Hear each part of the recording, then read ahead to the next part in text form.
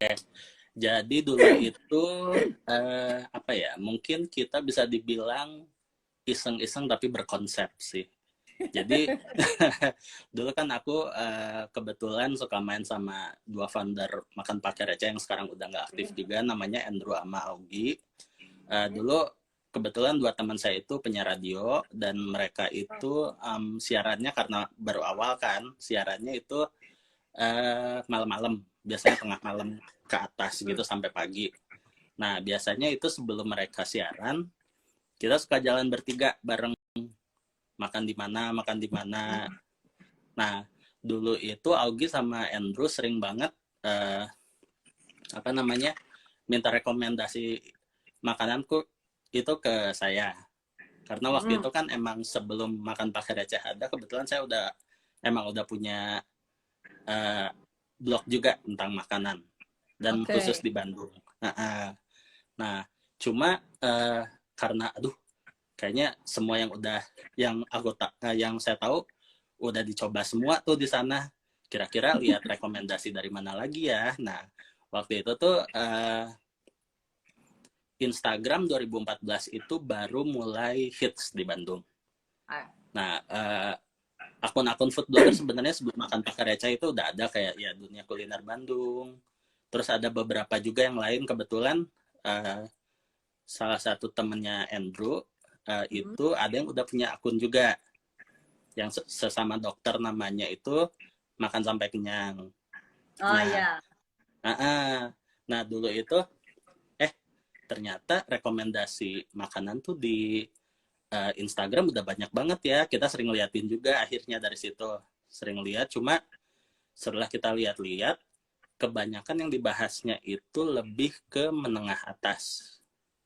Which is waktu itu pas kita datengin juga ada beberapa yang kita datengin dari rekomendasi di Instagram itu, harga makanannya itu yang saat itu harganya udah 50.000 ke atas. Which is untuk 2014 itu udah lumayan pricey sih. Nah, udah lumayan pricey, terus kita mikir, kan Cica udah punya background di nulis juga, nge-review makanan juga, kenapa kita nggak bikin aja sih sendiri, tapi lebih fokusnya ke makanan menengah bawah. Awalnya sih waktu itu alasannya adalah karena ya emang kayaknya kita cukupnya kalau emang mau review dengan budget sendiri, cukupnya ya bahas makanan yang segitu sih gitu. Nah, akhirnya dulu itu kita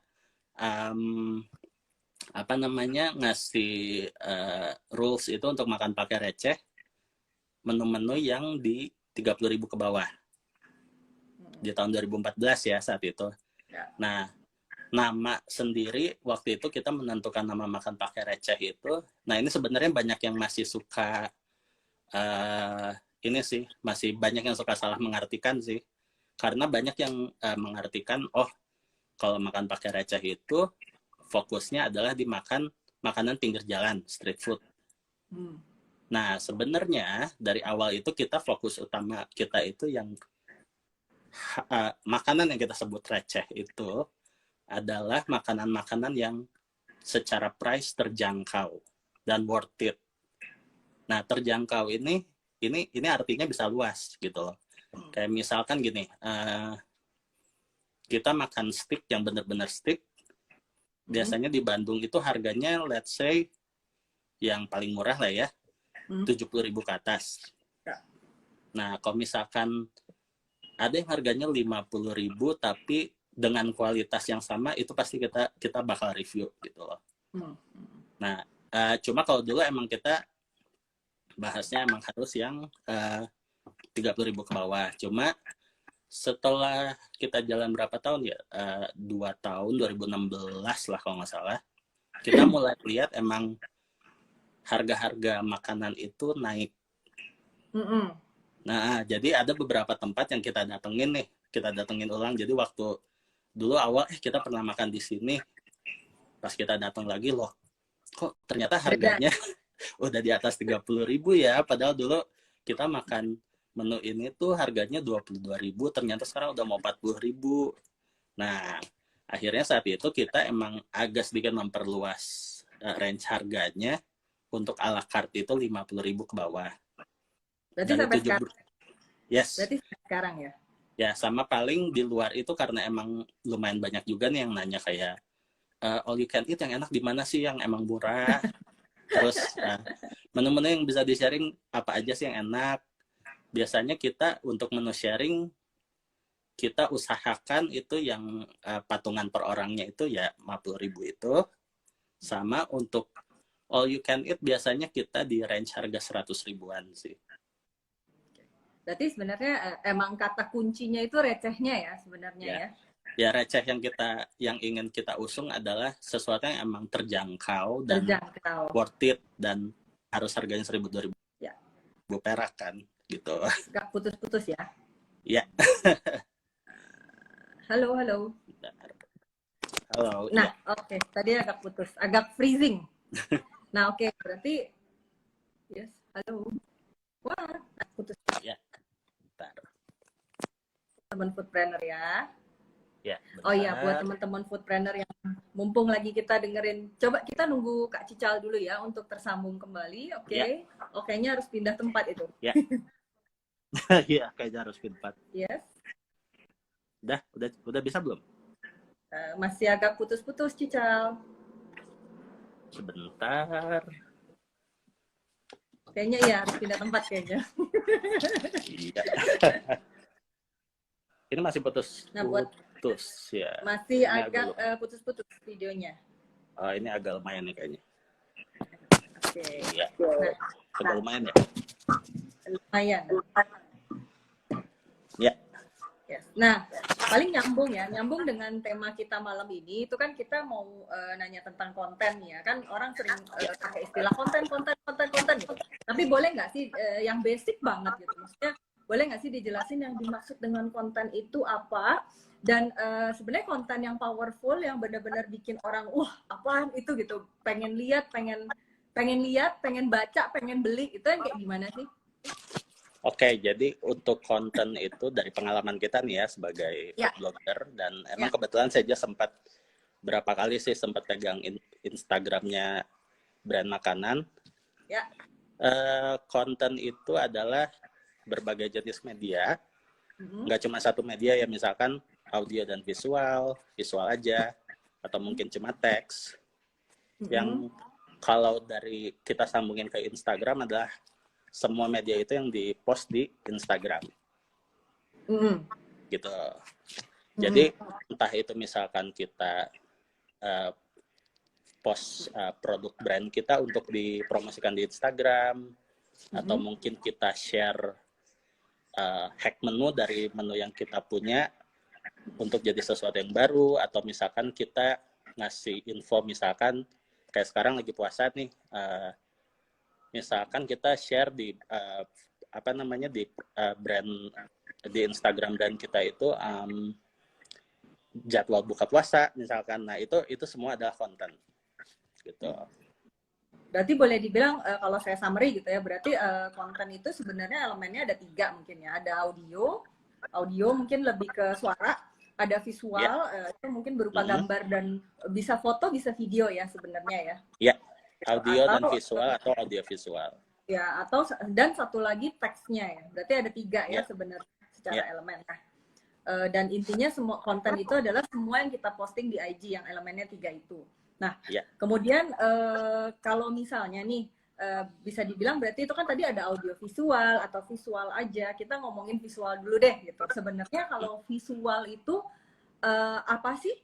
Maksudnya ada nggak misalnya step-stepnya, checklistnya lah gitu, kriterianya si visual itu bisa dibilang punya punya stopping power. Jadi bener-bener begitu lihat, apaan tuh gitu kan, orang kan berhenti dulu gitu, jadi begitu scroll apaan tuh gitu. Ada nggak step-step poinnya lah gitu, checklistnya? Sebenarnya tidak ada ilmu pasti sih ya. Kalau buat kita, buat kami di Makan Pakai Receh, sebenarnya tidak ada ilmu pasti yang kalau visual itu paling bagus adalah yang seperti ini gitu. Karena gini, sebenarnya saya sih belajar dari pengalaman. Dulu waktu Makan Pakai Receh mulai itu kami mulai dengan cuma pakai handphone aja. Iya, waktu iya. itu waktu kita mulai itu masih pakai handphone aja, terus kebanyakan teman-teman food blogger yang lain itu udah pakai kamera mirrorless, which is sebenarnya kita Mirrorless. agak orang Ya. bakal suka nggak ya sama apa namanya foto kita. Tapi dari situ saya belajar ternyata visual yang bagus itu bukan hal utama dalam Instagram. Oke, berarti visual yang Betul. bagus bukan utama yang dalam Instagram. Oke, terus? Yes. Tapi yang paling penting sebenarnya itu adalah informasi. Oke. Jadi saya ingat dulu ada beberapa tempat yang saya datengin yang emang nggak didatengin sama teman-teman food blogger yang lain. Terus banyak followers kita pun nggak tahu soal tempat itu, taunya dari kita. Nah itu walaupun foto kita saat itu gelap banget, agak kekuningan, agak blur, tapi postingan itu tuh sangat engaging, sangat orang sangat tertarik sama postingan itu, like-nya ribuan, yang komen juga sampai ratusan. Kalau kita waktu itu kayak followersnya masih kayak 10-20 ribuan gitu. Oke. Jadi emang dari situ sebenarnya saya belajar kalau elemen yang paling penting di Instagram itu emang visual atau audio visual sekarang. Cuma yang lebih menentukan adalah informasinya. Oke, maksudnya informasinya Gitu. itu dalam bentuk tulisan, gambar, atau tulisan, foto atau video. Video itu maksudnya benda bergerak gitu. Perpaduan ketiganya. Jadi Oh, emang kayak waktu yang saya bilang tadi, dari segi foto, estetika foto kita saat itu adalah sangat jelek. Tapi kita memberitahukan kepada followers kita kalau nih ternyata ada yang jual kayak gini loh di Bandung. ya. Nah itu dijelaskannya itu saat itu adalah lewat teks. Oke. Bahwa oh ternyata resto ini tuh jual kayak gini loh yang ada di Korea, di tempat lain di Bandung belum ada loh yang kayak gini. Nah hal itu yang bikin orang yang lihatnya tertarik. Oke, berarti tapi harus perpaduan ketiganya ya. Ya, tapi Oke, tapi jadi sebenarnya kalau kita jadi ya entah itu bisa dari teksnya, entah dari visualnya, tapi harus ada salah satu yang emang strong point-nya sih. Oh, jadi, tapi maksudnya berarti dari antara ketiganya itu harus dipilih salah satu mungkin ya. Yang paling kuatnya apa? Itu sebenarnya yang menentukan mungkin yang nanti melihatnya sih. Oke. Karena saat itu saya lihat emang followers makan pakai dari awal sampai sekarang terus berkembang sih ya. Saat itu emang followers kita itu emang mereka seneng baca. Oh, lebih Kebetulan, baca. yes. Jadi dulu apa namanya followers kita itu apa ya? Karena mungkin kita visualnya kurang bagus, mereka fokusnya pada apa yang kita tulis. Gitu. Jadi ngaku ya, gitu maksudnya karena dulu apa modalnya handphone, jadi visualnya kurang oke gitu ya. Cuma dari situ kita belajar sih, jadi oh ternyata emang kita nggak perlu minder dengan kualitas foto yang kita punya, karena yang menentukan tidak harus dari visual yang bagus gitu. Oke. Nah, berarti kalau memang gini, boleh nggak sih dibilang bahwa berarti salah satu kekuatannya kontennya Makan Pakai Receh itu sebenarnya kan terletak di copywriting-nya ya, maksudnya textingnya, teksnya lah, tulisannya. Nah, boleh nggak Cal dikasih gambaran lah, maksudnya sebenarnya kalau apa ya, berarti copywriting atau caption kali ya boleh disebut ya, caption yang benar-benar powerful, yang benar-benar bagus, yang engagementnya tinggi itu biasanya kayak gimana sih? Intinya sih, inti utama dari kita bikin caption atau copywriting itu adalah kita harus apa ya, mengajak followers secara tidak langsung untuk berinteraksi dengan kita. Gitu. Jadi entah misalkan kita membicarakan hal-hal yang lagi tren sekarang, terus untuk mungkin kalau misalkan dihubungin sama yang punya brand yang punya Instagram misalkan, saya beri contoh gimana ya, misalkan kayak sekarang nih banyak yang jual kayak jualan minuman kesehatan. Nah, sekarang kan kita lagi karantina, lagi apa namanya, orang lagi serba was-was lah. Nah, kita bisa ngasih tahu kalau kita salah satu pencegahan supaya kita nggak kena corona itu misalkan dengan minum-minum yang minuman sehat. Salah satu contohnya produk kita nih. Nah, itu secara nggak langsung kan kita menghubungkan apa yang lagi tren sekarang, dan secara nggak langsung kita ngasih tahu kalau produk kita pun bisa diandalkan loh untuk saat seperti ini. Berarti sebetulnya yang paling penting itu adalah untuk bikin caption yang bagus itu adalah caption yang benar-benar punya apa ya, hubungan dengan kesehariannya follower kali ya. Gitu. Relatable sama keadaan orang-orang yang baca konten kita.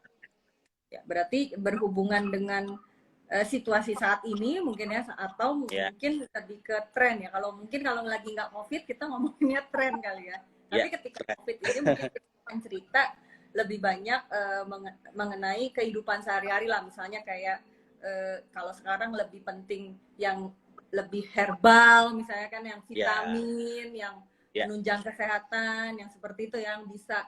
Misalnya kemarin juga sebenarnya gue sempat lihat-lihat banyak juga sekarang orang yang jualan produknya DIY itu loh, do it yourself.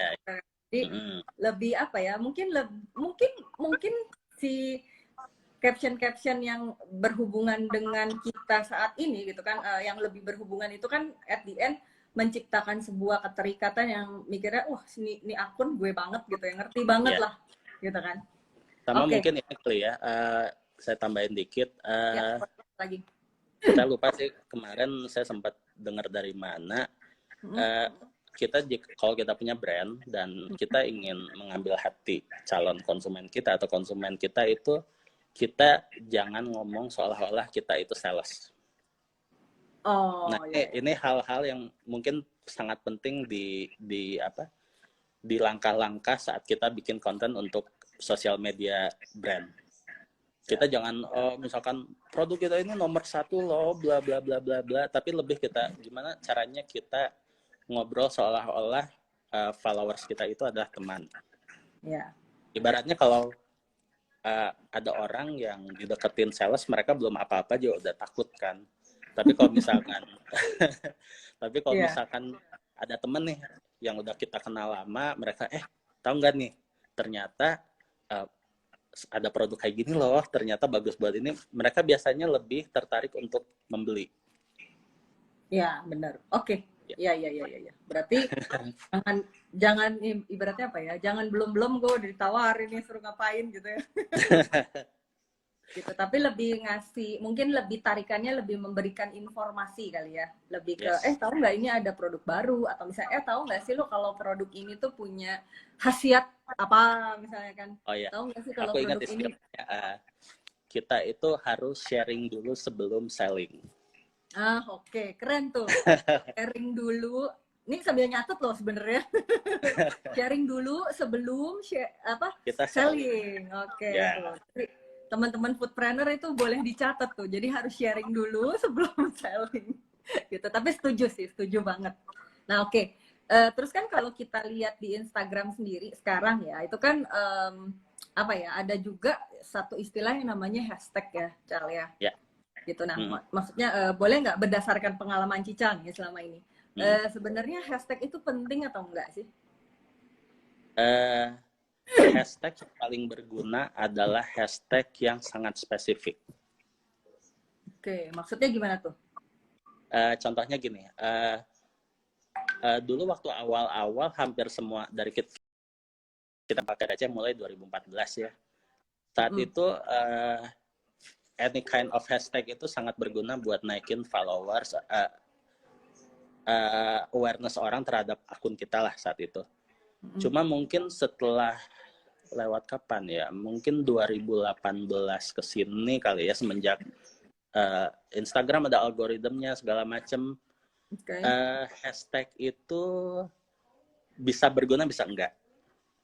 Dan jujur aja untuk kami sih dimakan pakai receh, overall hashtag yang kita punya itu untuk menaikkan awareness kita ya, itu tidak terlalu berguna sebenarnya. Oh Ini gitu. jujur-jujuran aja. Karena emang saat ini sih kita kalau misalkan post itu emang fokus memakai hashtag adalah sebagai identitas saja. Which is kita pakai hashtag makan pakai receh karena akun kita makan pakai receh. Terus kita selalu pakai hashtag Bandung Foodies juga karena kita part of Bandung Foodies. Dan apa namanya, kalau misalkan kuliner yang kita cobain itu di Bandung, pasti kita pakai hashtag kuliner Bandung. Tapi dari statistik yang kita lihat, orang yang tertarik untuk lihat postingan kita dari hashtag itu, sorry to say, hampir tidak ada. Oke. Karena kebanyakan itu untuk kita ya ini contohnya untuk makan pakai receh, kebanyakan memang tetap dari timeline, which is orang yang udah follow kita dan muncul postingan kita di timeline sama di explore. Oh, sama explore ya. Ya. Nah, Jadi, tapi ada tapinya. apa Untuk tuh? brand sebenarnya agak beda. Untuk apa, sorry? Untuk brand misalkan okay. buat foodpreneur yang punya brand nih brand. di Instagram, hashtag itu bisa berguna. Contohnya gini, untuk Bandung ya. Oh iya, aku lupa bilang tadi soal hashtag tadi sebenarnya implikasinya untuk Bandung ya. Soalnya untuk beberapa daerah di luar kota itu hashtag masih lumayan ngaruh. Terutama yang emang yes. Terutama kalau misalkan daerah-daerah yang audiens Instagramnya baru berkembang. Misalnya kayak di mana tuh?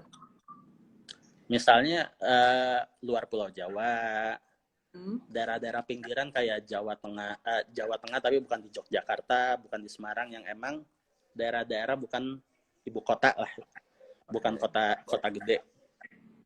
Karena mereka pengguna Instagramnya masih berkembang, terus konten yang di-sharing pun untuk daerah situ masih sedikit. Jadi orang masih mencari lewat hashtag. Kalau di Bandung berarti kalau untuk foodpreneur yang mungkin punya brand itu yang mungkin lokasinya bukan di Bandung tapi di luar Pulau Jawa atau misalkan kayak daerah-daerah yang bukan ibu kota, sebetulnya pakai hashtag itu masih penting ya? Untuk hashtag yang general ya, yang tadi saya bilang kayak misalkan makan pakai receh, kuliner Bandung, kuliner Jakarta. Tapi untuk yang spesifik kayak misalkan gini, risoles Bandung. Oh, maksudnya spesifik tuh berarti kategori makanannya kali yang dimaksud ya? Soalnya saya cek dari emang lihat langsung di lapangan dari orang-orang yang pakai Instagram, hashtag itu paling berguna buat orang-orang nyari produk yang spesifik seperti itu. Oh, oke. Ya. Misalkan orang nyari bakso aci Bandung. Gitu. Orang udah pasti mengharapkan dengan mereka nyari hashtag bakso aci Bandung adalah mereka bisa lihat produk-produk bakso aci yang emang dijual di Bandung. Tapi kalau yang secara general kayak tadi kayak makan pakai receh misalkan atau kuliner Bandung, hard to say, udah terlalu banyak orang yang post. Jadi sebenarnya nggak terlalu berguna sih. Oke, berarti kalau untuk hashtag kan kurang berguna. Jadi sebenarnya kalau buat, kan tadi Cica bilang lebih penting itu sebenarnya yang keluar di timeline atau yang keluar di explore. Nah, ada nggak misalnya tips untuk foodpreneur yang punya brand, gimana sih caranya untuk biar di explore-nya itu bisa muncul sering gitu? Nah, sebenarnya ini kita harus sering rajin-rajin lihat tren yang ada di Instagram sih ya. Kayak misalkan gini, kemarin itu sempat heboh kayak di story ada yang orang bikin story ada ayam jalan, terus kalau pas di tengah harus di capture terus dimasukin story. Yang goyang-goyang gitu ya. Ya betul. Nah yang kayak gitu tuh bikin orang tertarik untuk nge-share. Jadi kita sebenarnya kalau mau bikin konten yang emang engaging itu emang harus sesuatu yang bikin orang pengen nge-share. Kalau sekarang tuh seperti itu sih trendnya. Ya, Atau itu kayak dan misalkan ya. paling banyak kayaknya sekarang kayak gitu sih. Kayak dulu juga pernah ada satu all you can eat yang sebenarnya udah nggak terlalu laku sih ya sekarang. dia dia termasuk brand lama yang emang sekarang udah banyak pesaingnya, jadi dia agak kurang. Cuma sempat dia bikin kayak gitu juga, jadi kayak bikin roulette gitu. Terus kalau misalkan dapat apa namanya gambar apalah waktu itu saya lupa, nanti di capture terus dinaikin ke story dapat diskon. Oh, ya, oke, ya, ya.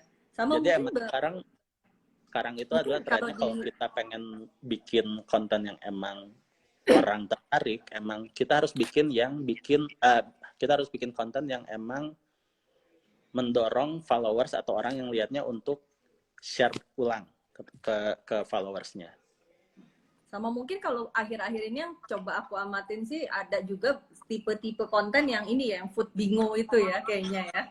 Oh iya, itu salah bingo, satu juga. Atau es kopi bingo atau apalah gitu kan sebenarnya. Tempat makan bingo, Bandung bingo, apalah itu ya.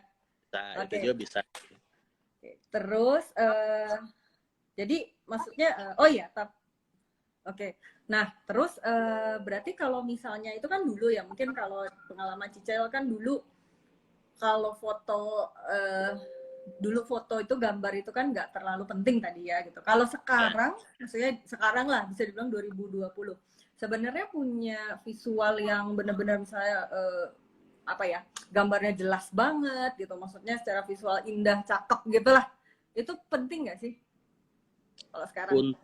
Untuk brand yang emang fokus utamanya adalah jualan, sebenarnya enggak. Gimana? Coba diulang gimana? Untuk brand yang emang fokus bikin Instagramnya adalah untuk selling, buat kalau kata saya sih enggak. Tetap emang orang halo. Ya. Gimana? Untuk brand yang bikin Instagramnya buat selling, itu tetap nggak terlalu penting, estetik gambar itu tidak terlalu penting. Oke. Cuma emang jadi sebenarnya kalau teman-teman bikin IG-nya itu memang sebenarnya tujuannya untuk jualan, itu sebetulnya lebih penting itu captionnya ya. Perpaduan ketiganya yang tadi saya bilang, cuma emang balik lagi adalah yang utama sekarang itu adalah sharing before selling. Apa? Oh, Sharing before selling. Okay. Jadi kayak banyak sih sekarang kayak yang lagi saya sering amatin itu kayak beberapa yang jualan toko HP yang jualan HP BM. Kalau dulu nggak tahu sekarang mereka BM atau enggak.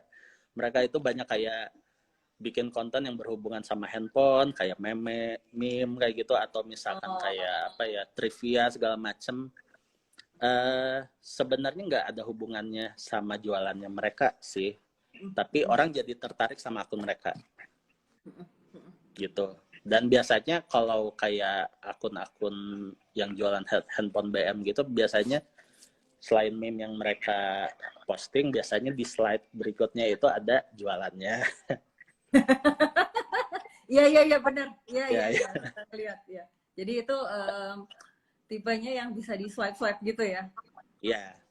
Nah, tapi yang paling depannya biasanya fakta apa misalnya gitu ya. Iya, betul. Terus kalau pas sudah di swipe ada jualannya. Iya. Oke. Ngerti. Pernah lihat sih sebenarnya yang kayak gitu. Nah, terus gini, Cal. Mau nanya dong, sebenarnya kalau untuk brand itu sebenarnya kan ada juga jenis konten yang visualnya itu bentuknya foto atau video ya. Ada juga yang bentuknya misalnya e-flyer. E-flyer itu misalnya ada desain gitu lah. Sebenarnya lebih efektif yang mana sih gitu? Atau misalnya emang harus di-combine aja dua-duanya? Kalau itu sebenarnya balik lagi ke informasinya. Oke. Tapi overall yang paling banyak menarik minat itu tetap yang berupa foto, bukan e-flyer. Tetap foto is the king ya. Ya. Untuk Instagram ya, soalnya understanding Instagram tuh sekarang agak-agak susah, gampang-gampang susah sih sebenarnya. Maksudnya gimana? Ya kadang kayak misalkan gini, sempat waktu kemarin-kemarin tuh IGTV itu lumayan bagus buat naikin engagement apa namanya Instagram, tapi kesini-sini kadang agak turun juga. Terus kadang entah gimana kadang menurut hitungan kita ini pasti postingan ini bakal bagus deh. Tapi ternyata entah seharian itu kok kayaknya engagement semua tuh pada turun ya. Kayak gitu-gitu itu yang agak susah diprediksi sih.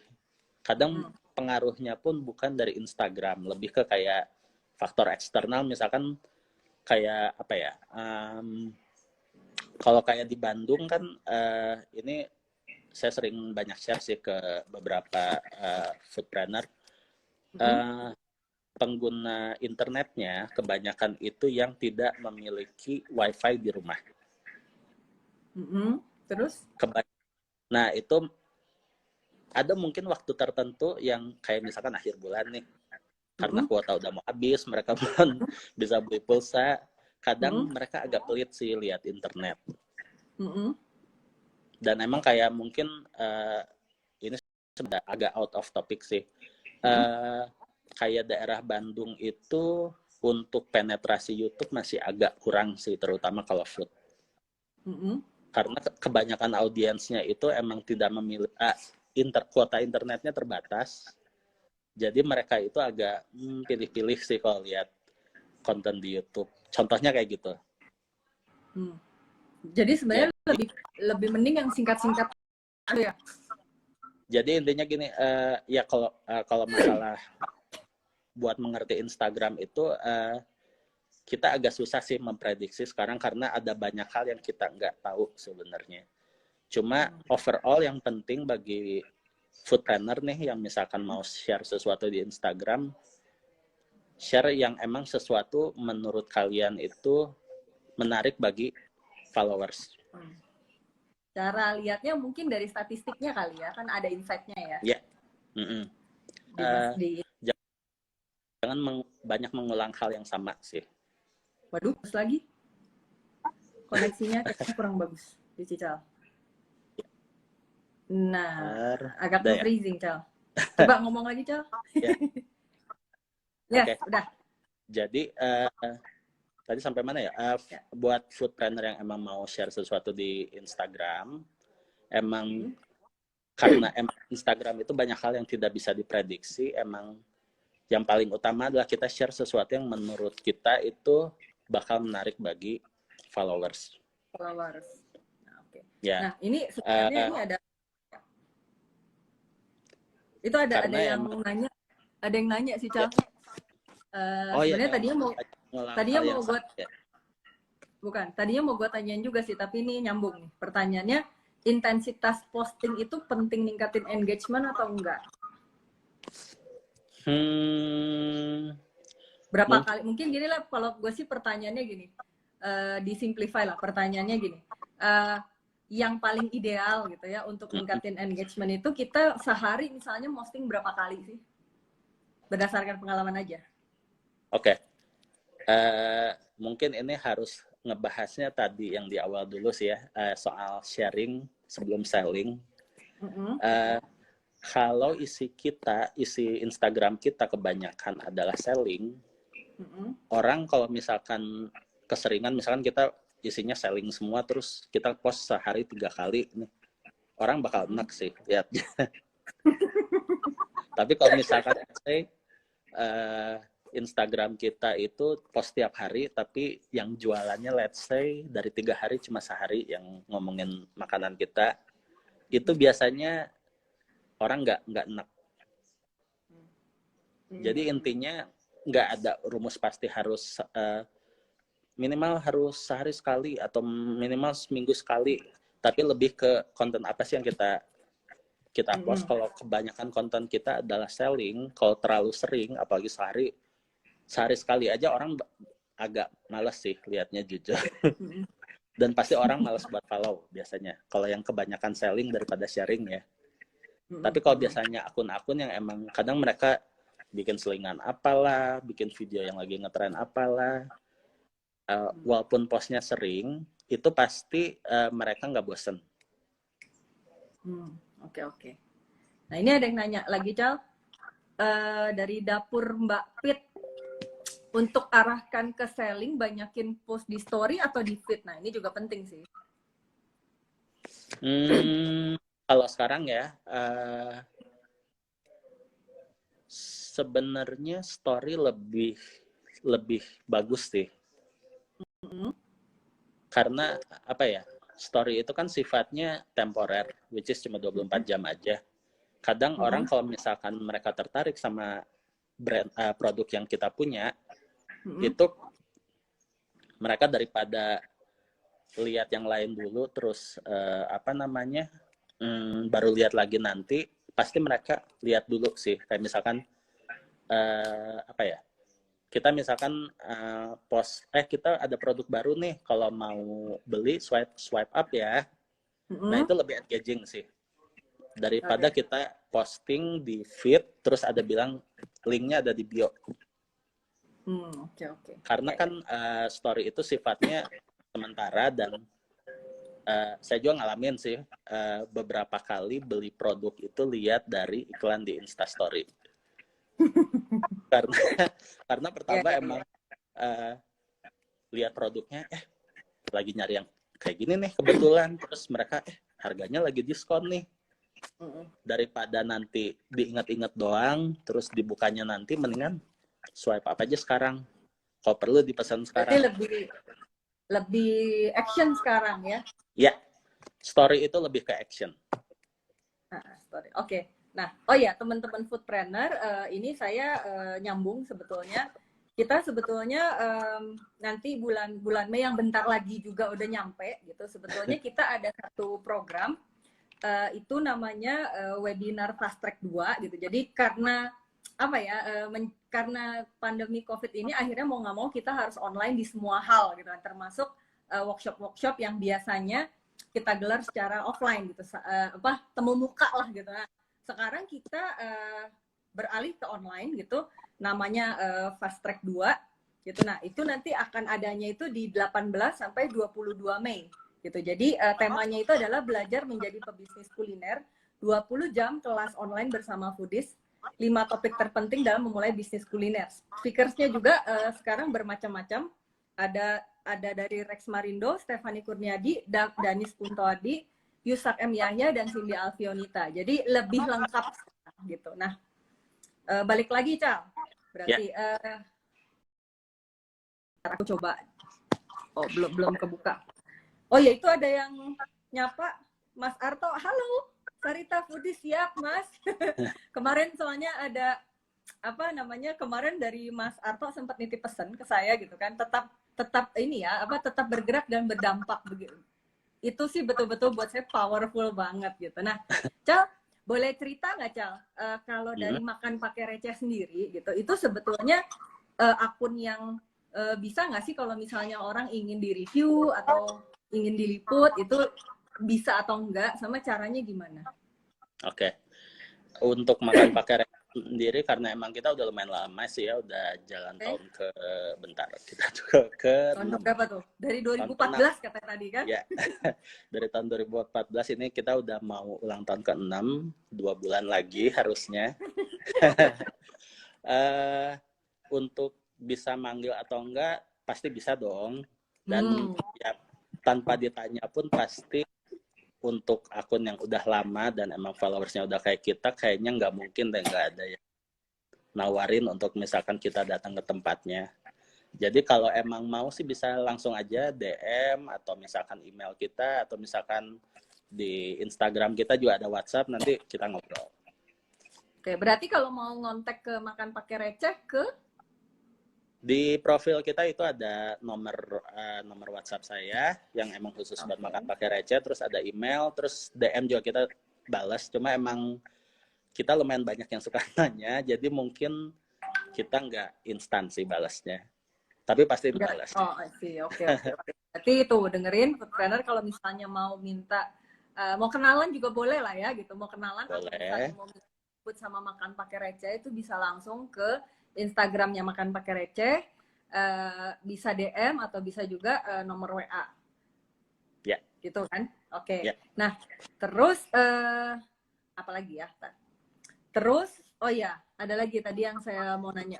Berarti intinya kalau misalnya yang namanya ngeposting itu nggak ada rumus pasti ya gitu. Maksudnya mau sehari banyak, mau sehari cuma satu, itu yang paling penting adalah lebih ke kontennya, lebih banyak sharingnya daripada jualannya. Gitu ya tadi ya. Berarti Intinya sih sebenarnya gini, kalau sebenarnya dari dulu mungkin dari 2014 kita mulai sampai sekarang tetap sih orang itu lebih seneng dikasih soft selling daripada hard selling.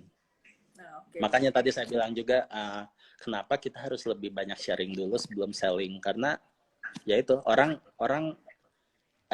nggak terlalu suka untuk di hard selling.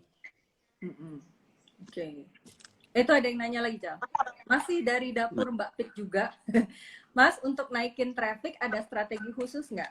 Mungkin naikin traffic itu lebih ke yang komen mungkin yang dimaksud ya, engagement.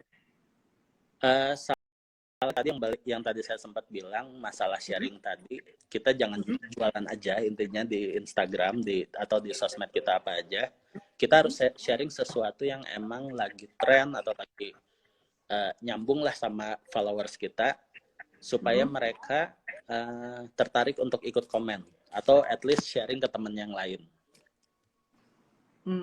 Nah biasanya dari situ kan misalkan gini nih, misalkan tadi siapa namanya, dapur Mbak Pit nih, ini jualannya apa sih? Waduh, belum dilihat sama saya. Nggak bisa dilihat ya. Misalkan gini, misalkan kalau misalkan dapur Mbak Pit ini jualannya misalkan bakmi halal nih, misalkan. Bakmi kan orang banyak mengidentikannya dengan menu non halal. Nah, misalkan mereka admin dapur Mbak Pit misalkan karena sekarang lagi bulan puasa bilang kalau bakmi kita tuh cocok loh buat acara buka puasa atau misalkan dimasak di rumah. Nah, kita halal. Jadi buat makanan buka puasa itu cocok. Atau misalkan apa ya?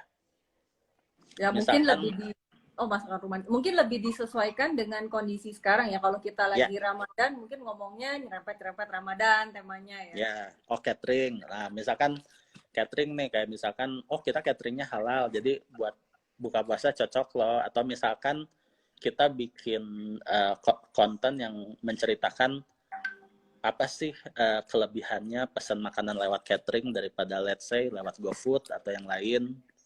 Itu bisa jadi apa ya istilahnya pertimbangan calon konsumen untuk beli juga. Tapi kita nggak hard selling di situ. Ya. Nih ada yang nanya lagi, sorry ini lewat Q&A ya, mau nanya ya, biar nggak ketimbun. Dari Dilen Hardianto, contoh konten sharing yang menarik seperti apa ya gitu, secara general aja. Mungkin tadi ya, maksudnya lebih ke contoh-contoh yang sharing not selling itu yang kayak gimana sih simpelnya? Simpelnya gini, yang paling gampang nih ya, biasanya yang nggak perlu modal. Misalkan lagi ada video yang lagi viral nih, kita repost ulang. Halo? Apa yang viral tadi, sorry? Misalkan lagi ada video yang viral nih. Video. Oh ya. Ya, terus sama kita di repost. Itu secara nggak langsung itu tanpa modal ya, jadi kita tanpa ngemodal apa-apa, kita bisa secara nggak langsung naikin awareness akun kita. Tapi jangan lupa kalau misalkan kita mau repost kayak gitu, jangan lupa cantumin sumbernya, misalkan kayak gitu. Atau misalkan kita mereka ulang, let's say misalkan kita nemu di akun kayak fakta apa, misalkan mie itu bagus untuk apa, misalkan kandungan gizi di mie itu lebih baik daripada di nasi. Nah, kita bikin kita bikin postingan sama seperti itu, yang informasinya sama seperti itu, tapi misalkan dengan background produk kita misalkan. Oke. Siap-siap.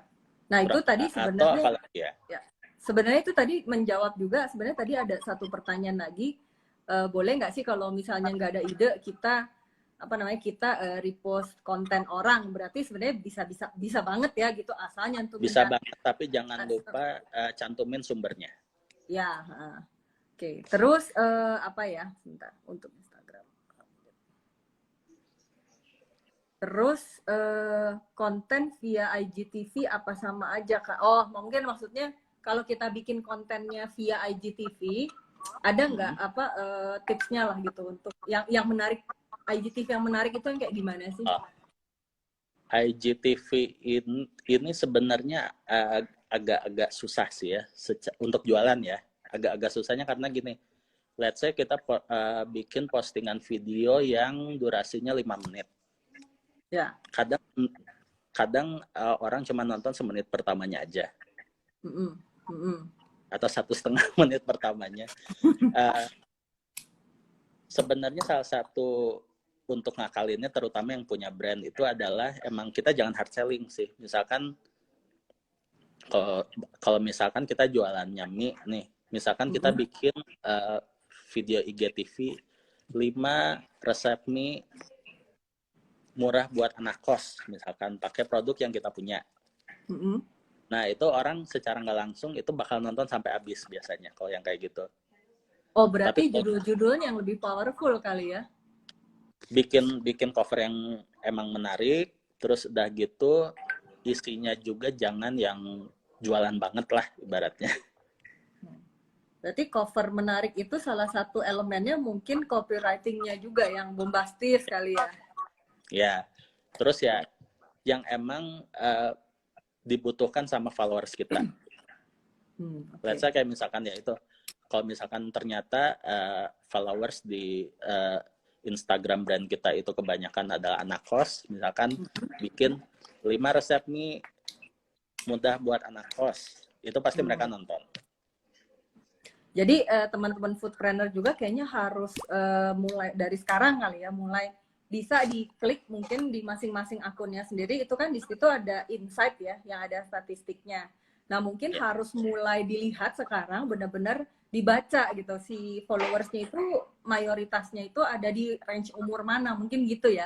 Jadi jadi penting banget untuk kita tahu sebetulnya follower-follower kita itu sebenarnya siapa secara personality kali ya bisa dibilang gitu. Jadi sehingga pada saat bikin konten itu bisa kita sesuaikan gitu dengan umurnya mungkin atau dengan tren-tren yang ada di umur itu gitu kan. Nah, atau biasanya ini gini, biasanya apa?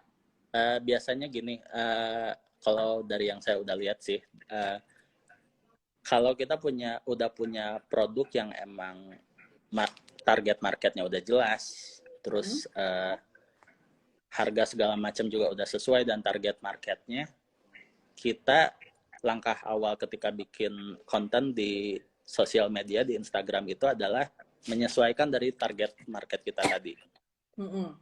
Cuma kadang emang ketika si sosial media itu udah jalan, kadang berubah sih trennya. Let's say kita jualan itu fokusnya adalah untuk dewasa muda, ternyata yang lihat di Instagram itu kebanyakan dewasanya 25 ke atas ternyata, bukan 25 ke bawah. Itu kita harus menyesuaikan sama itu sih baru. Berarti ya emang harus aware aja ya, tiap hari tuh ngeliatin terus gitu kan, sebenarnya konsumennya sukanya apa. Intinya sih kita jangan diam aja sih. Jadi kalau kita yang bagus di sosial media, kita emang harus secara berkala lihat siapa sih audiens kita, apakah berubah trennya atau enggak. Misalkan dulu banyaknya dominannya cewek, tiba-tiba sekarang jadi cowok, itu bakal ngaruh sih ke engagementnya. Nah ini ada yang nanya lagi nih, selain sharing dari siapa ini, Wulandari, selain sharing before selling, faktor apa lagi yang bikin orang lebih antusias sama postingan kita dan pengen beli?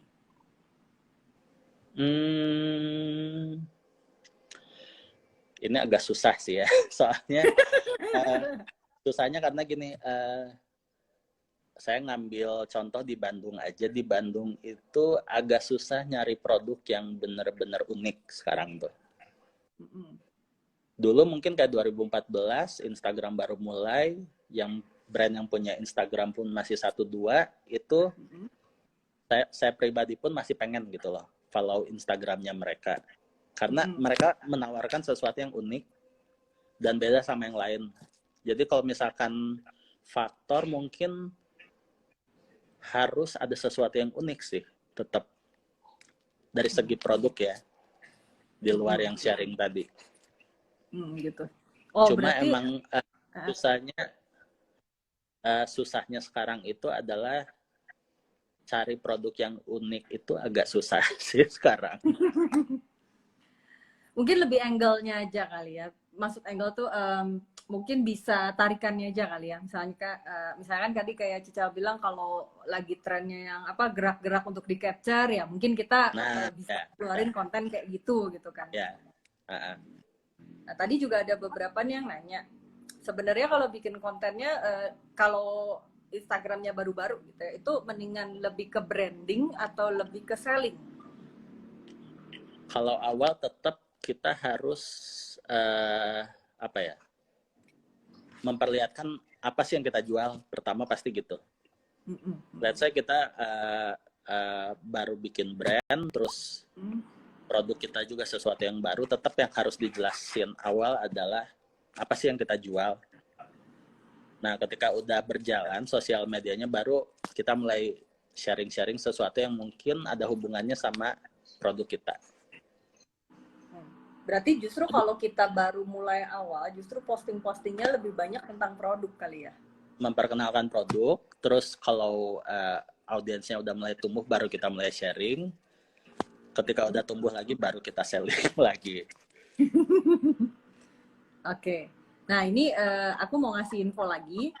Jadi, aku sama beberapa teman-teman di Foodies itu lagi ada berencana itu mengeluarkan sebuah buku yang judulnya itu adalah 50 kesalahan fatal dalam bisnis kuliner. Sebenarnya ini kita keluarin itu memang kita dedicate untuk teman-teman pebisnis kuliner di luar sana gitu. Jadi kalau bisa ya belajarnya itu dari kesalahan kita gitu, karena ini benar-benar pengalaman pribadi dari saya sama teman-teman di Foodies yang memang pernah merunning bisnis, dan kita kumpulin sebetulnya dari cerita-cerita dari foodpreneur lain gitu, karena kan Foodies ini juga alumninya juga cukup banyak, jadi kita sering berinteraksi baik itu di di Foodies community-nya maupun pada saat kita workshop kopdar ya, tapi sayangnya sekarang nggak bisa kopdar. Jadi buat yang mau dapat bukunya itu bisa langsung hubungin, itu di bawah situ ada pinnya, bisa langsung kontak ke Mbak Winda atau ke linknya. Oke, terus nyambung lagi nih, Cal. Kita cari dulu pertanyaannya ya.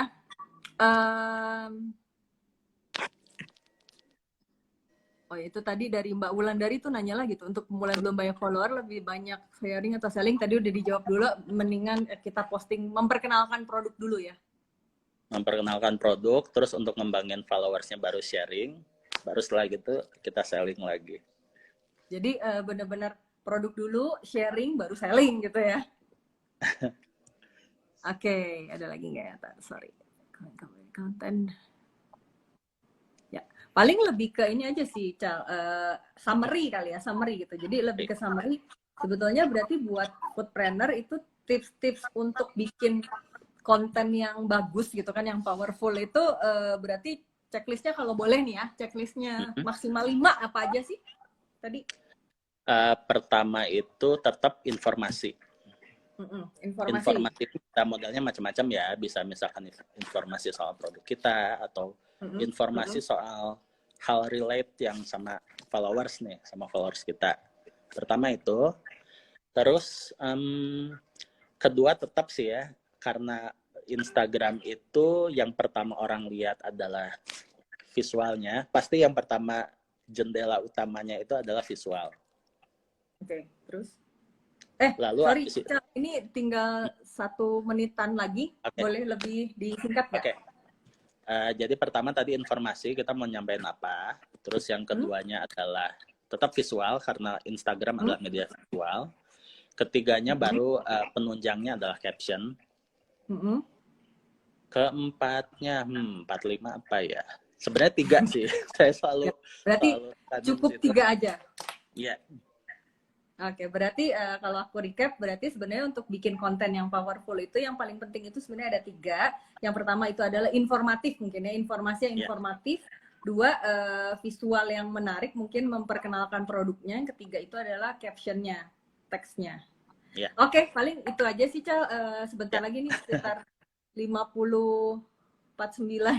Sedikit lagi kita akan diputus sebenarnya sama Instagram gitu. Jadi thank you banget buat Cica yang udah berbagi malam hari ini gitu kan. Semoga nggak bosen kalau diminta berbagi lagi sama foodies gitu. Sama buat teman-teman foodpreneur, jangan lupa kalau memang ada beberapa pertanyaan yang belum dijawab, itu akan rutin kita jawab itu di foodies media community. Itu bisa diklik dari link bio foodies gitu. Jadi dan di sana juga kita akan rutin posting e-book dan informasi-informasi lain yang berhubungan dengan bisnis kuliner. Oke, paling segitu aja dari saya. Terima kasih Cica. Dadah. Sama-sama. Dadah.